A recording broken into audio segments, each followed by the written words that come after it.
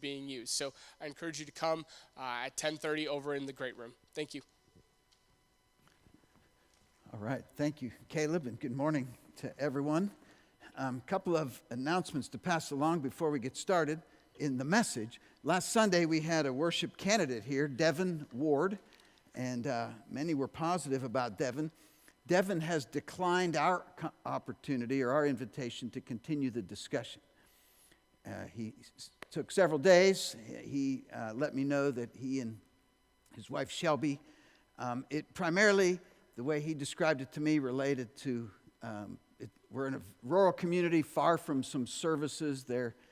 A couple of their children are in need of some specialized medical care going forward, and so they thought we would be more distance away from that care that they needed. And so that was the primary reason that he gave to us.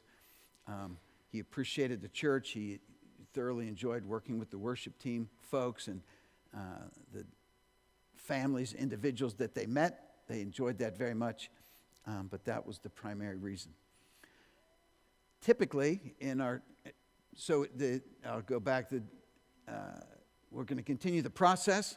The deacons meet again next Sunday afternoon, and we'll have conversation about that. And just ask you to continue to pray, and again express our appreciation to the folks that have stepped up and volunteered and led different weeks of the month, and we're tremendously appreciative. And every week has just brought a tremendous effort from our teams and an opportunity and occasion to worship. So we thank them for that, and I thank you for ongoing prayer on this matter. Typically, in our church calendar, we do an oil change for single ladies on the first Saturday of April, which would have been yesterday. And there were some scheduling conflicts with regard to the garage that we normally use. John Willard and A1 or Willard Automotive has always been terrific to make the garage available, and it didn't work out this spring. And so we're hoping that in the fall that it works out better for his schedule, but that is why you haven't heard about it. I had a few people ask me because it would have been coming up. So please turn in your Bibles to John chapter 19.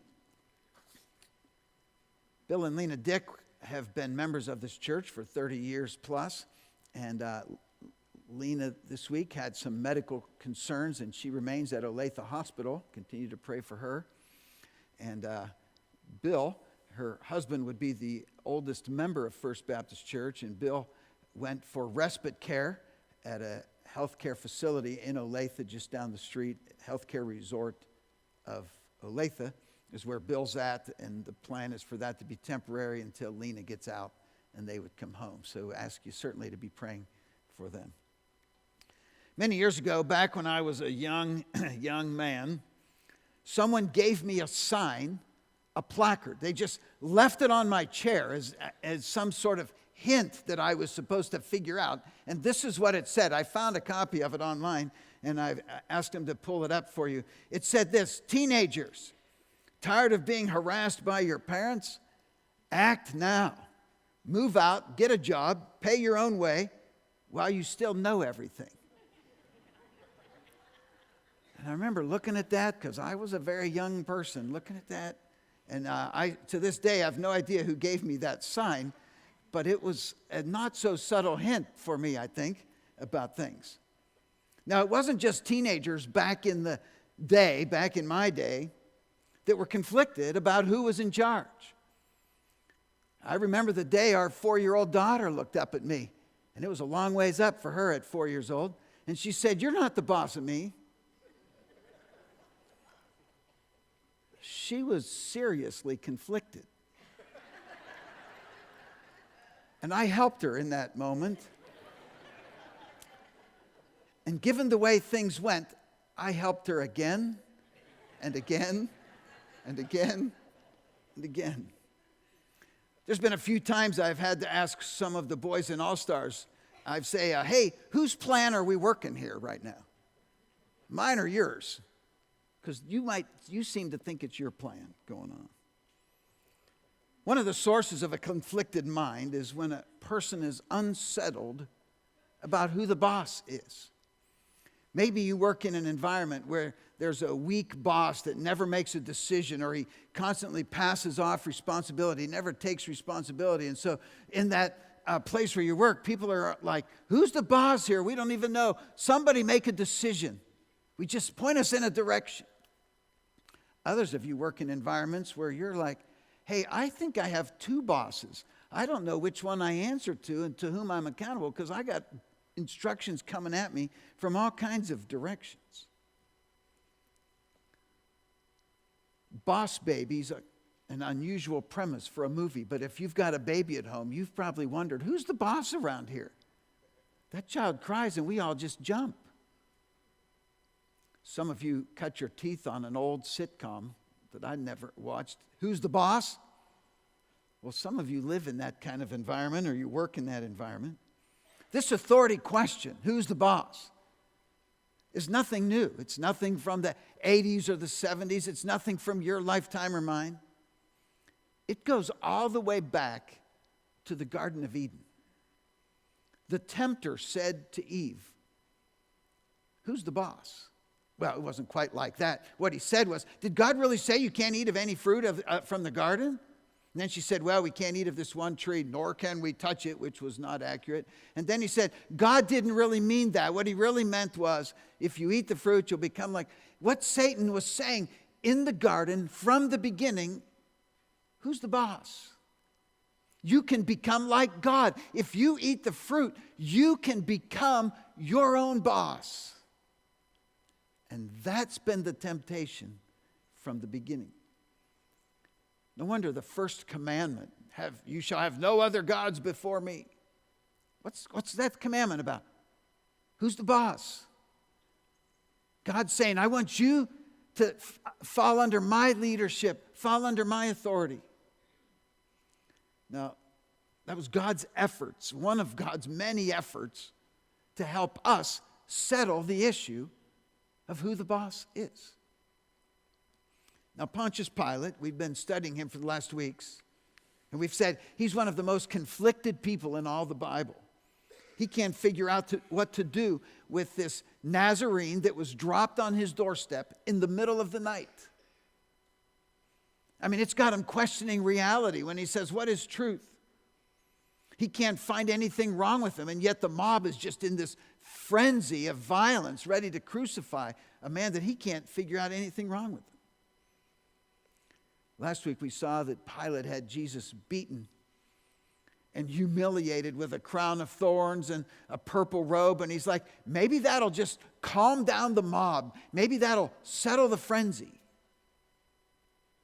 And so he stood there and he brought him out and he said, behold the man. And he thought this humiliated state would just pacify the crowd. And it didn't. Pilate's conflicted.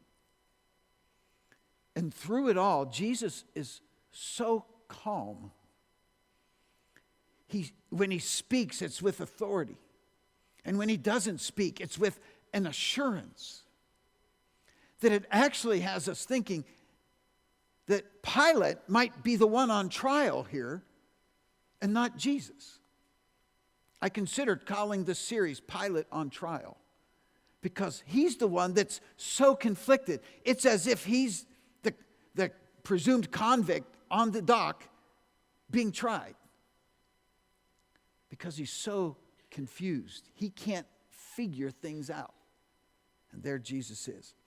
So I want us to start in John 19. I want to read, starting at verse 14, some verses here. And we're looking for the phrase, behold your king. We're looking for another key phrase from Pilate about who the boss is. All right, so starting in verse 14. Now it was the preparation day of the Passover, and about the 6th hour. And he said to the Jews, behold your king. But they cried out, away with him, crucify him. Pilate said to them, shall I crucify your king? The chief priests answered, we have no king but Caesar. Then he delivered him to them to be crucified. Then they took Jesus and led him away. And he, bearing his cross, went out to a place called the place of a skull, which is called in Hebrew Golgotha, where they crucified him, and 2 others with him, one on either side, and Jesus in the center. Now Pilate wrote a title and put it on the cross, and the writing was, Jesus of Nazareth, the King of the Jews.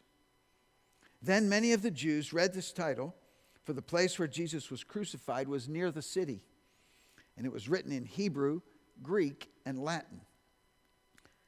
Therefore the chief priests of the Jews said to Pilate, do not write the King of the Jews, but that he said, I am King of the Jews. Pilate answered, what I have written, I have written. So we're starting by looking at who's really the one that's on trial here. It sure looks more like Pilate is the one on trial. So it says in verse 14 that it's the 6th hour. This is the Roman way of reckoning time. They started at midnight and began to count the hours. So it's 6 a.m. It's still dark. The sun hasn't risen yet there in Jerusalem. And he brings them out, and with all of the mockery that Jesus has been enduring, he says, behold your king. And he's trying to appease the crowd. He's trying to settle them down. Maybe if we humiliate him, maybe if we make a mockery of him, they'll think that's enough. And they just start shouting, away with him, crucify him. Now remember what time of day it is. This mob has been up in the night, maybe through the night. Certainly many of them have been awakened, and they're going crazy about doing away with Jesus. And Pilate says, shall I crucify your king? And then look what this mob says. We have no king but Caesar. Now this should have been one of those moments that, like what you've had, where you've been maybe in an argument and you say something and you're like, oh man, I crossed the line. Now I did it. I said something I shouldn't have said. I just gave the store away. What I said now, I just revealed my true heart. And you'd been in that conversation, in that argument, you'd been holding some of the cards, and then you said that line and you gave them all away. You showed all your cards. You see, the Jews hated the Romans. They were an occupying power. 30 years after the crucifixion of Jesus, the Jews led a rebellion against Rome, and it was powerful enough, they drove the Romans out of Jerusalem. So think of that. The rebellion was strong enough, they kicked them out. So the Caesar in Rome could not have been too pleased about that backwater Judea area, and they're getting defeated. And so he rounded up more troops, and in 70 AD, 4 years later, they reinvaded Jerusalem and they leveled it. They burned it. Remember when Jesus said in a prophecy, no stone of the temple will remain on top of itself. That came true in 70 AD. The Romans came back in and leveled the city. Well, that's the level of animosity. And the Jewish mob is shouting in their frenzy, we have no king but Caesar. You know, if you've got somebody you're having conflict with and you give them enough time to say enough words, they sometimes reveal their true motives. We have an expression, give somebody enough rope and they'll hang themselves. Well, what was going on here? Pilate kept dragging it out because he wouldn't make a decision. And finally, they reveal, our true loyalty is not with God. We're going to throw in with Caesar. Now, this happens in our culture all the time. Do you know when Roe versus Wade was decided 50 years ago, sonogram machines were not in common use. They had been invented. They were still working on the perfecting of the equipment.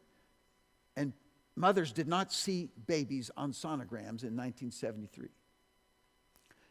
So sonograms get invented. Now they have 3D sonograms. Some of you have had those perhaps. And then they've been able to pick up beating hearts at 6 weeks.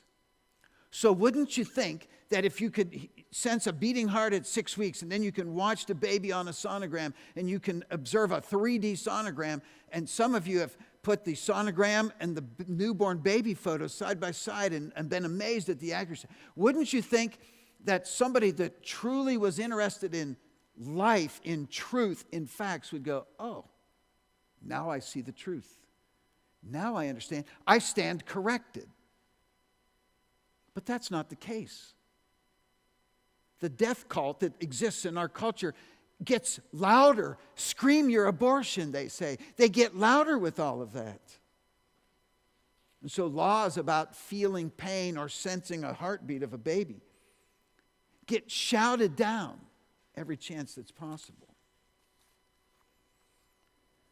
Another one, everywhere that NASA goes, they're up in space trying to discover the origin of life. Rather than acknowledge God as a creator, they're spending billions and billions of dollars sending telescopes up. There's a new one that all they do is continue to prove that the creator God put life on planet Earth. But they're so desperate to prove that life on Earth must have come from aliens on some other planet, and there's enough planets and enough solar systems, and maybe it could have. And in spite of all the facts, they continue to perpetuate myths. It's not facts that they're interested in. Get people talking, sooner or later they reveal their true heart. It happens in our culture all the time. Anything to avoid acknowledging the Creator God and His authority. This Jews in this mob, anything to avoid acknowledging the Creator God and His authority. And it doesn't matter what the issue is. Just listen to the volume when it gets turned up, when people are willing to say and do anything rather than acknowledge the authority of God. Perhaps you're thinking of other issues in our day. We have no king but Caesar. That should have shut the crowd up. Somebody should have said, we've crossed the line. We've gone too far. Listen to yourselves. Do you realize what you're saying? We hate Caesar. We hate Rome. Look what they've done to us around here and all the taxes they're confiscating and they're dominating and occupying us. We have no king but Caesar. A scandalous statement that didn't shut him down. It just continued the frenzy. And so verse 17, he carries his cross to the place of the skull, Golgotha, Calvary we call it. I thought verse 18 was very fascinating. It describes in detail the positioning of the three crosses. It would be possible for us to think, well, it's just tradition. Jesus was there in the middle. But John 19, verse 18 tells us exactly who was in the middle. Jesus was, with the thieves on either side. The placard in verse 19, where Pilate wrote, Jesus of Nazareth, the King of the Jews. It was common when somebody was being crucified that they would hang a placard with their crimes on it. And so Pilate puts on there the King of the Jews. It was his passive-aggressive way of getting back at the Jews that had been going crazy there. Because the Jews came back and said, hey, you should take the sign down or add to it. He claimed to be the King of the Jews. That's what we've got him up there for. And Pilate finally gets a little backbone and he says, what I have written, I have written. I was also intrigued the fact that it was in three languages. Hebrew, Greek, and Latin. Is that interesting to you? Anybody else? Hebrew is what the Jewish people would have spoken. Greek was the culture of the day from the Greek Empire from hundreds of years earlier, but Greek language was spoken throughout. And then Latin was the language of Rome. And so it was written in those three languages. Behold your king. As usual, when Pilate says something, he's saying far more than he thinks. When he said, behold the man, he was pointing out the humanity of Jesus. And when he says, behold your king, he's pointing out the sovereign authority that Jesus Christ has. So I want to talk about that for a few moments, the sovereign authority of Jesus. One day he was teaching in a house, and the house was jam-packed, and some debris began to fall down into the room, and they looked up, and some men were creating a hole in the roof of the house, and then 4 men lowered their friend down, a crippled man, down in front of Jesus. It's found in Mark chapter 2. And in verse 5, Jesus looks at the man. He's there on his cot. His friends have brought him. And in Mark chapter 2 and verse 5, Jesus says, he sees the faith of the friends, and he says to the paralyzed man, "Son, your sins are forgiven you." Now, no human being should ever make the claim that they can forgive sins, because sins are against God. And so if some human being stands in the place of God and says, "Well, I can forgive sins," they're making the claim of deity. And in verse 6, the Pharisees that were there, the religious leaders, recognized this was a claim to deity. Some of the scribes that were sitting there, and they were reasoning in their hearts, "Why does this man speak blasphemies like this? Who can forgive sins but God alone?" They knew Jesus was claiming to forgive sins. And that claim means I'm claiming to be God.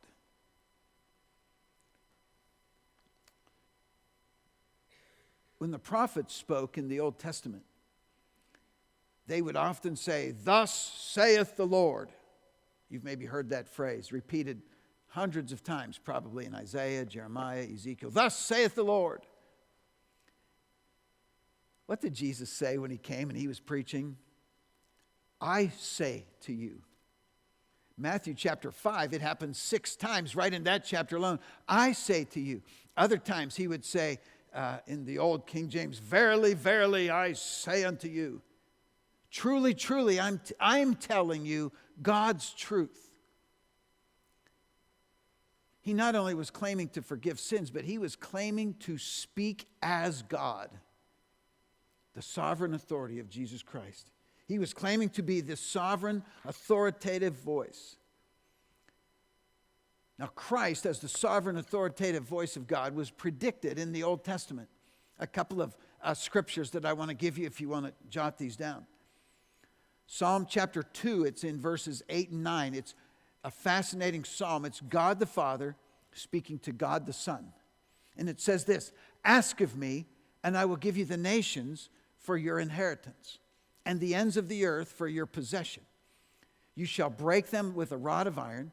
You shall dash them to pieces like a potter's vessel." So it's God the Father telling the Son, "I'm going to put you in charge. You're going to have sovereign authority to judge the wickedness of the nations." Psalm 110 starts out, it's another glimpse into a conversation between the Father and the Son. Psalm 110, it's verses 1 and 2. And the Lord said to my Lord, "Sit at my right hand till I make your enemies your footstool." This is God the Father to God the Son.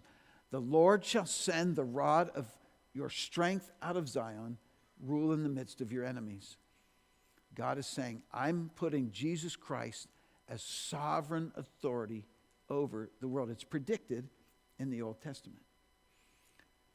We come to the New Testament and we see that God has intentions of bringing all things under the authority of Christ.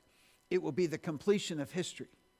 There's not some circle of life that's going on. Human history is in a straight line. We're on a timeline from creation to the culmination of history when Jesus Christ comes back. In the course of history, God will bring all things under the authority of Christ. And it's in Ephesians chapter 1 and verse 10 where this is explained, where it says, "This is the plan, that at the right time God will bring everything together under the authority of Christ. Everything in heaven and on earth." So this timeline of human history is all leading to the time when God will bring all things under Christ's authority. Philippians 2 and verse 10 and 11 are the words of a worship song then and now.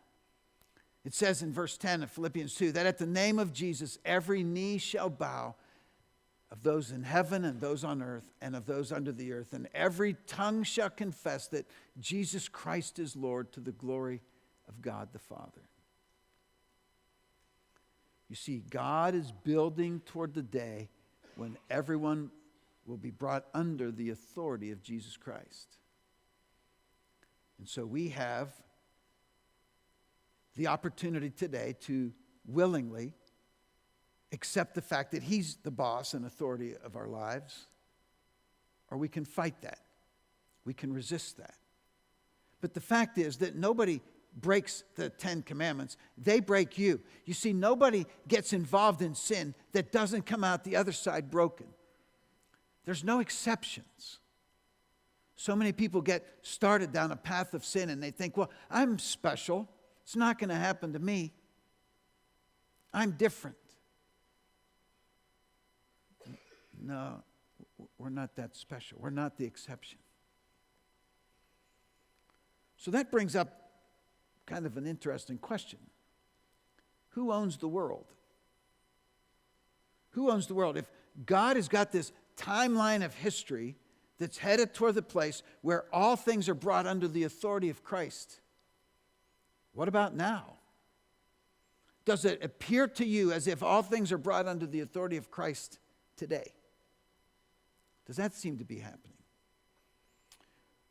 Well, let's look at a couple of scriptures to try to understand this. Because when we look at world leaders, we look at business titans, we look at the average human heart, we would look at that and we say, God's not the boss of the world. Christ is not the ultimate authority. We look at those places and they all look at themselves as the boss. A lot of us look at ourselves as the boss. Yet God says he's moving history in this unified direction. Something interesting occurred when Satan was tempting Jesus. Let's go back in your minds for a few moments to the temptations of Jesus. There were 3 of them.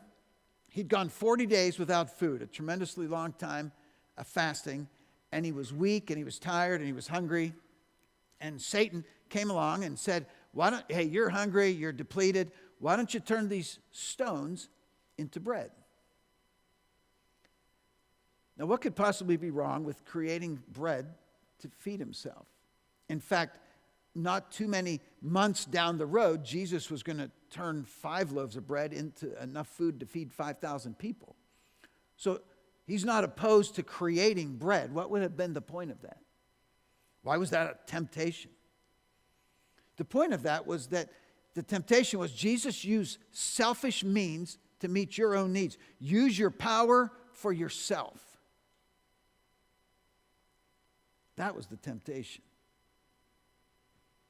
You deserve this, Jesus. You're hungry, you're tired, you have it coming to you. How much sin is because we think we deserve something?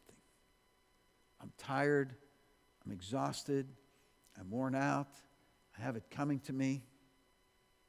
After everything that happened, I deserve this. I deserve just to sit down and relax at the end of the day. It was a hard day. I deserve this at the end of the week. It's the weekend. It's been a hard week. I deserve this. I'm entitled. That was the first temptation. Use your power for yourself because you're entitled.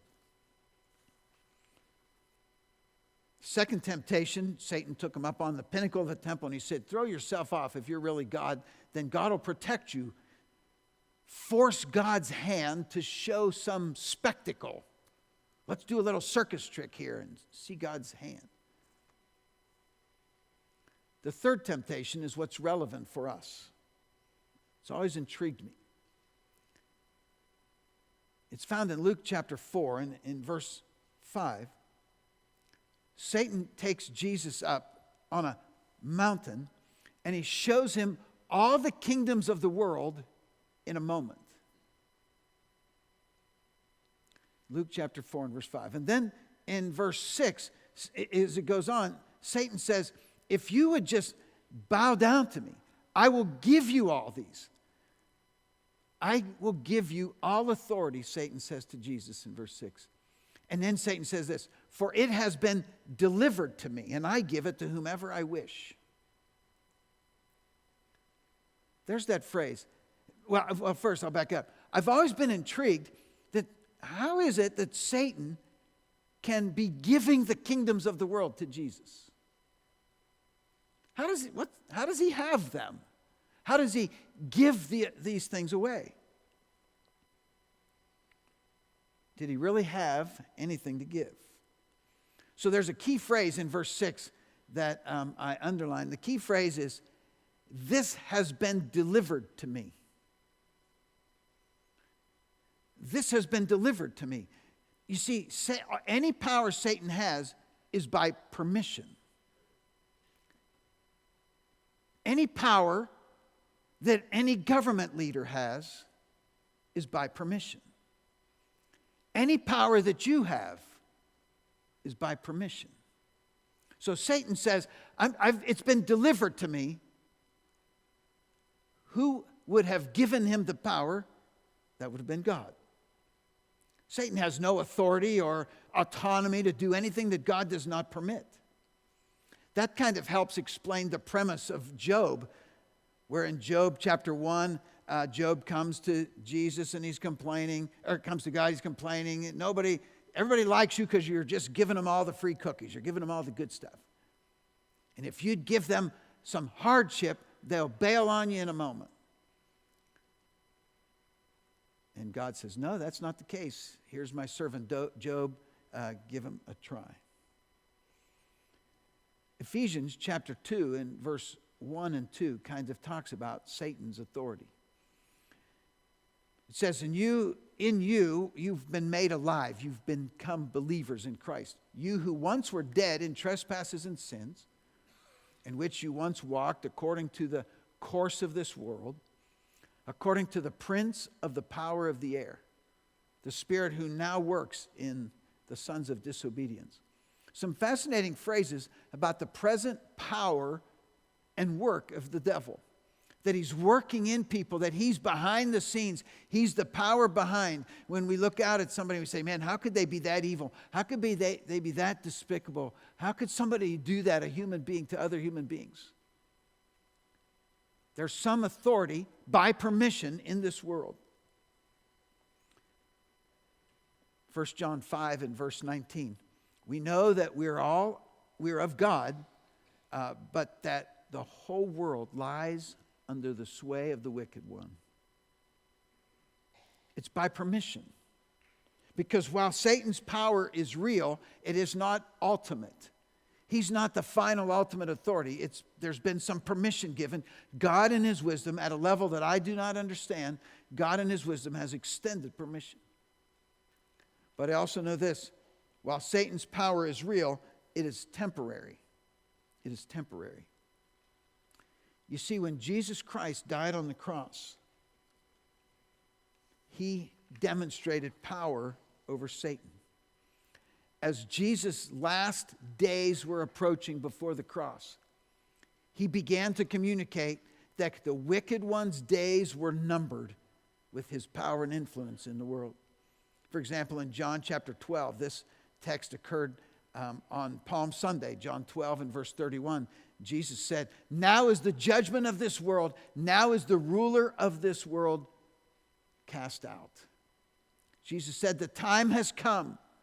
As he's just days from the cross, the time has come. And then John 16, it's hours from the cross. In John 16:11, he says, the ruler of this world is judged. The cross. So while he has power in this world, it is temporary. So when Pilate points to Jesus and he says, behold your king, he did not realize he was saying, this is the sovereign authority in the universe. And God is using me to bring about his crucifixion so that he can cancel the power of the wicked one in your lives. Pilate had no idea what he was saying. But the rest of the New Testament talks about that. You see, the power of the cross is what brings about our salvation. It's what brings about the defeat of Satan. Colossians chapter 2 is the most important text there that tells us that the cross of Christ canceled our sin debt, canceled the power of the wicked one. And because our sin debt has been canceled, the devil, he knows he has a short time. In Revelation 12 and verse 12, it says, "Therefore rejoice, O heavens, and you who dwell on the earth, woe to the inhabitants of the earth and the sea. For the devil has come down to you, having great wrath," and here's this phrase, "because he knows he has a short time." He has limited time. He's going to take down as many people as he can with them. But because Christ triumphed on the cross, we don't have to live as victims. We don't have to live controlled by our sin. We don't have to live by the shame or guilt of our sin in the past. You're not a victim. The death of Christ, his sovereign authority, canceled our sin debt, forgave our sin, removed the guilt, removed the shame.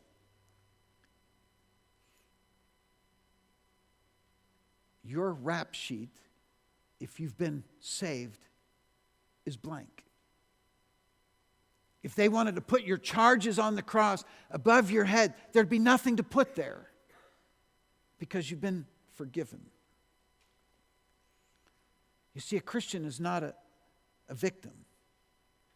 We're overcomers by the power of the cross. We don't have to live defeated by sin presently in our lives. We don't have to leave whipped by the decisions that we've made in our past and the shame and the guilt that comes with that. Romans chapter 8, a couple of scriptures and we'll close. Romans 8, it's verse 38 and 39, and the entire chapter communicates this thought. But in 38 and 39, "I'm persuaded that neither death nor life, nor angels, nor principalities, nor powers," that's talking about Satan and his demonic forces, "nor things present, nor things to come," verse 39 goes on, "nor height, nor depth, nor any other created thing shall be able to separate us from the love of God, which is found in Christ Jesus our Lord." That death on the cross defeated Satan's power over your life, and it canceled your sin debt. And he only has power in your life by your permission. 1 John 4 and verse 4, and we're done. "You're of God, little children, and you've overcome them, because he who's in you is greater than he who's in the world." Pilate said, "Behold your king." And what he was saying was, greater is he who's in you than he who's in the world. Settle the authority issue. Don't walk around in a bad 80s sitcom asking who's the boss. Don't live conflicted about who's the boss. Don't look way up at God and say, "You're not the boss of me." Settle the authority issue today. Make Jesus the Lord and boss of your life. Let's behold him as King. Would you stand with me, please, with heads bowed and eyes closed? With heads bowed and eyes closed, I want to give you a moment of time to say, "God, I want to settle the issue. I no longer want to be conflicted about who's the boss of my life. I'm done calling the shots. It's you, God."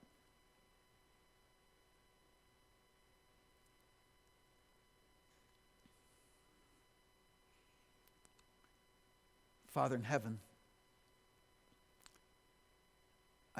I thank you for the power of the cross. We don't have to live defined by our sin of the past. You've forgiven our sins because of the cross. You've wiped the slate clean. We don't have to give permission to the devil for the sin in our lives, the temptation in our lives. Because of Christ and through Christ, we're overcomers. Thank you for the power of the cross. Thank you for his sovereign authority.